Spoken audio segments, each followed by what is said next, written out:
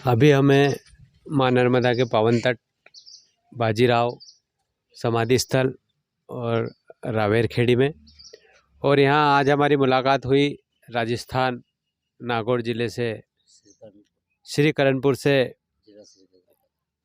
ज़िला गंगानगर राजस्थान से भारत भ्रमण साइकिल से कर रहे एक ऐसे शख्स से जो अभी कश्मीर से कन्याकुमारी तक भारत भ्रमण साइकिल यात्रा कर रहे हैं और रामेश्वर, महाराष्ट्र, तमिलनाडु होकर रामेश्वर ज्योतिर्लिंग, त्र्यंबकेश्वर, नासिक, महाकाल के दर्शन करके ओमकारेश्वर पहुँचे। और रास्तों में ही महाराष्ट्र के भक्तों ने इन्होंने बताया कि यह भारत भ्रमण माँ नर्मदा की परिक्रमा के बिना अधूरा है। तो कल 17 नवंबर से आप माँ नर्मदा की साइकिल परिक्रमा में हैं, तो आइए जानते हैं इनके अनुभव। पहले एक बार फिर आप बताइए आपका स्वयं का परिचय। मैं श्यामलाल सोलंकी, वार्ड नंबर 3, श्री करणपुर, जिला श्री गंगानगर, राजस्थान पे। तो साइकिल से यह यात्रा करने का उद्देश्य, पहले किसी भी कार्य को करने के पहले उसका उद्देश्य रहता है, किस उद्देश्य से कर रहे हैं आप परिक्रमा? भी मेरी तो शादी भी नहीं, मैं तो एक ब्रह्मचारी आदमी हूँ। लेकिन कई बच्चों पे थोड़ा सा कहीं भी अत्याचार देखता हूँ ना, तो अच्छा नहीं लगता था। तो इसके लिए मैं सोचा भाई बेटी बचाओ बेटी पढ़ाओ। तो इस उद्देश्य के साथ जैसे ये हमारे पर्यावरण के बारे में देखते हैं, तो पेड़ हमारे सड़कों पर आसपास कहीं नहीं। मैं इतने इलाका फिर चुका हूँ, करीबन 9-9.5 किलोमीटर फिर चुका हूँ। सड़कों के आसपास कहीं भी पेड़ नहीं होते। जो बड़े बड़े पेड़ है जो पुराने, वो काट दिए जाते। मैं उनसे ये निवेदन करूँगा कि आप पेड़ को कहीं न भी कहीं स्थापित करें। और यही मेरा उद्देश्य था और अभी आगे चल रहे हैं। और मैं खुशनसीब हूँ जो मुझे इस महापुरुष के समाधि स्थल पे आने का मौका मिला, तो बहुत अच्छा लगा। मैया के तट पर जैसे आपने भारत भ्रमण किया है, तो भारत भ्रमण में जो बात थी और माँ नर्मदा के तट पर कैसा, दोनों में सुकून कहाँ मिला आपको? माँ नर्मदा के आने के बाद में बहुत सुकून मिला है हमें। मैं कल से चालू हो था, लेकिन मैं कल वहीं पे जो एक आश्रम था पीछे टोकसर। टोकसर में, तो वहाँ पे हमें किसी ने कहा था कि बाबा एक बार आवाज़ लगा के देखो। तो हमने जब आवाज़ लगाई तो चारों ओर से गूंजती है, तो ये हमें बहुत अच्छा लगा। तो माँ नर्मदा के तट पर आवाज़ गूंजती है, वैसा ही नज़ारा आप उस कोने पर चलिए, वहाँ भी आप जयकारा एक बार लगाएंगे तो वैसा ही माँ नर्मदा के तट पर ऐसा आवाज़ पुनः गूंजती है जो कल आपने करके देखा था। एक जयकारा थोड़ी पीछे दीजिए। नर्मदे हर, वैसा ही अनुभव हो रहा है। ये आज यहाँ पे भी देखते हैं, तो वैसा ये ही ऐसा अनुभव। लगता है जैसे माँ ने हमको पुकारा है और पुनः। हाँ, चारों ओर से आवाज़ आ रही है कि जैसे आप आओ। हमें ऐसा लगता है हमारी ये यात्रा बहुत ही अनुभवी होगी है, और आगे भी सोचता हूँ भाई ऐसा ही अनुभव हमें मिलता रहे और अब लोगों का सहयोग मिलता रहे। नर्मदा परिक्रमा के बाद पुनः यात्रा कहाँ जाएगी? फिर पुनः यात्रा फिर ये आरंभ हो जाएगी भारत परिक्रमा। भारत परिक्रमा। हाँ, जैसे कितने गुजरा किलोमीटर की यात्रा का लक्ष्य है? लगभग 21-22 हज़ार किलोमीटर की यात्रा का 21 लक्ष्य है 22 हज़ार। हाँ। रोक।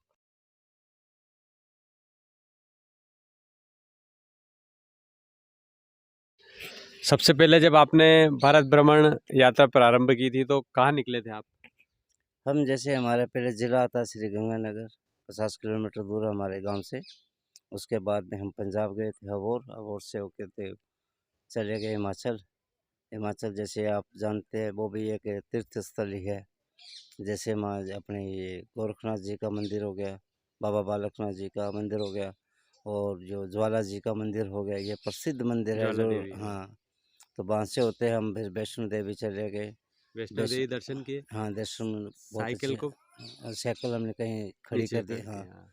तो वो 1400 किलोमीटर की लगभग वो चढ़ाई है, 14 किलोमीटर की। तो वो चढ़ के हुए हम अच्छे दर्शन हुए। फिर फिर जम्मू से? जम्मू से फिर हम वापस निकल गए, तो पंजाब की ओर से निकलते हुए हमने फिर वहाँ पे जो महादेव के दर्शन किए थे। तो वहाँ के भी बहुत अच्छे दर्शन हुए थे, ऐसी कोई दिक्कत नहीं हमें। दिक्कत कहाँ हुई आपको यात्रा में? दिक्कत यात्रा में हमें वहाँ पे होती है जहाँ पे रामेश्वरम की ओर, जब 25 रुपए की पर्ची कटती है वो उसमें से भी लोग बेईमानी करते हैं। तमिलनाडु। हाँ, वो छोटी सी बाल्टी लेते हैं, वहाँ 5-7 लोग आते हैं, उनसे 100-200 ले लेते हैं, उनको स्पेशल निकाल देते हैं। और वहाँ पे हमें खाने पीने का भी कोई सा अच्छा अरेंजमेंट नहीं लगा, इतना बड़ा आश्रम हो के और इतना बड़ी संस्था हो के भी। चलो, तीर्थ स्थल है वो भी, हाँ। सबकी अपनी अपनी व्यवस्था रहती है। तमिलनाडु में आपको भाषा की भी प्रॉब्लम रही होगी, बहुत सी प्रॉब्लम रही है हमें। और सारे भारत भ्रमण में उसके बाद आप नर्मदा तट पर आए, हाँ, मुझे ओमकारेश्वर। वहाँ यहाँ आने का आपको पहले से मन था कि किसी ने कहा था? नहीं, मेरा यहाँ से आने का मन तो नहीं था, लेकिन मैं ये लातूर से पीछे लोगों ने कहा था कि भैया आप माँ नर्मदा के, मैं कहा देखते हैं, हम पहले वहाँ तो जाके आए हैं, उसके बाद में देखेंगे। फिर आते आते मेरा मन पे थोड़ा सा पैसा, मेरे पास बजट कम हो गया, तो फिर यहाँ से जो तमकेश्वर जाते हुए फिर किसी ने कहा बाबा जी, रास्ते में कुछ लोग मिले महाराष्ट्र के लोग, कहते हैं बहुत अच्छे लोग हैं महाराष्ट्र के। तो उन्होंने कहा कि बाबा जी नर्मदा परिक्रमा के बिना अधूरी रहेगी आपकी परिक्रमा। मैं कहा यार हमारे पास बजट नहीं है, हम कैसे जाएंगे। हम सोच रहे भाई एमपी से निकल के राजस्थान में चले जाए हम, तो वहाँ से तो हमें कोई सुविधा मिल जाएगी। कि महाराज जी आप पैसों की चिंता मत कीजिए, वहाँ पे पैसे भी कम लगते हैं और आपको थोड़ा मोटा लगेगा तो हम सहयोग करेंगे।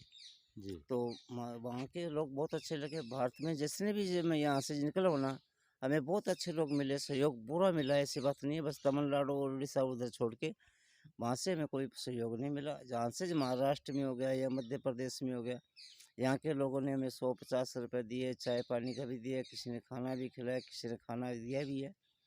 भारत के लोग बहुत अच्छे लोग हैं, जो कि छोटी मोटी बातें होती रहती है, कोई इसमें तो इशू का मामला नहीं है। अब इस माँ नर्मदा के तट पर तो ये एक ऐसा तीर्थ है माँ नर्मदा का, जहाँ सारे भारत के सारे तीर्थ करने में आपका पैसा लगता है, पर ये माँ नर्मदा के तट पर आपका पैसा नहीं लगता, आपके पास पैसा आता है।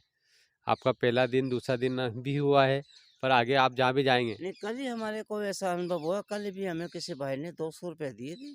ऐसी बात नहीं है, ये हमें कल आते ही माँ नर्मदा का आशीर्वाद मिला, हमें 200 रुपये दिए किसी भाई ने। तो बाबा आपके पास जूते फटे हुए हैं, आप जूते ले लेना। मैं कहा चलो आगे देखेंगे भैया, कहीं शहर आएगा तो लेंगे। जी। तो आने के बाद में यहाँ पे तो बस कहीं के कदम कदम पे कोई चाय बाबा जी प्रसाद ले लो, बाबा जी चाय ले लो। बहुत से लोग, ये सेवा भाव बहुत है यहाँ पे। बहुत सेवा है भैया। यहाँ पे कितनी दूर से हम कहीं कहीं से भी जाके आए। इधर ऊपर जय वैष्णो देवी भी गए ना, तो हमें भी ऐसा अनुभव वहाँ पे नहीं हुआ है जैसा यहाँ हुआ है। माँ नर्मदा के तट पर सेवा वहाँ का पे हर चीज का पैसा यही भाव लेते रहता हैं। है। लो, दो गुरुजी को वहाँ पे बैठ भी भाई को ले दीक्षा। ये छोटी सी भेंट हमारी तरफ से भी स्वीकार करें आप, क्योंकि आप माँ नर्मदा के पद पर है, और माँ नर्मदा के तट पर कहा जाता है कि माँ नर्मदा के तट पर पूर्ण करे। वही आता है जिसे माँ बुलाती है। तो हाँ, ये तो नर्मदा बस तट ये पर आपको मैंने भी तो कभी सोचा भी ना था भाई मैं कभी नर्मदा परिक्रमा करूंगा। हमारी देखो, आपको सीधी सीधी बात बोलता हूँ कि हमारे 7 पीढ़ियों में क्या 14 पीढ़ियों में कभी नर्मदा का नाम नहीं सुना। जो पहला आदमी हूँ मैं राजस्थान की ओर से, जो मैं देख रहा हूँ हमारे गंगानगर जिले में, मैं पहला ही आदमी हूँगा जो मैं ये नर्मदा परिक्रमा कर रहा हूँ। ऐसा खुश नसीब किसी को भी नहीं मिलता, बस ये माँ बाप का आशीर्वाद है जो उनकी सेवा की है।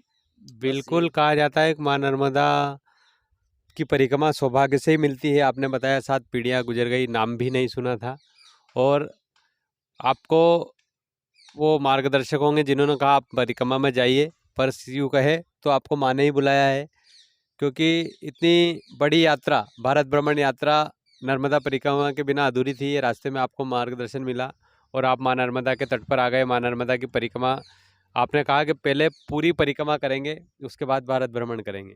तो ये ज़रूर माँ का ही आशीर्वाद आपको मिला है, जो आप बस माँ का ही है जी, जो भारत कुछ भी भ्रमण की है। परिक्रमा को अधूरा रखकर माँ नर्मदा की परिक्रमा में आ गए और पहले उसको पूरा करेंगे।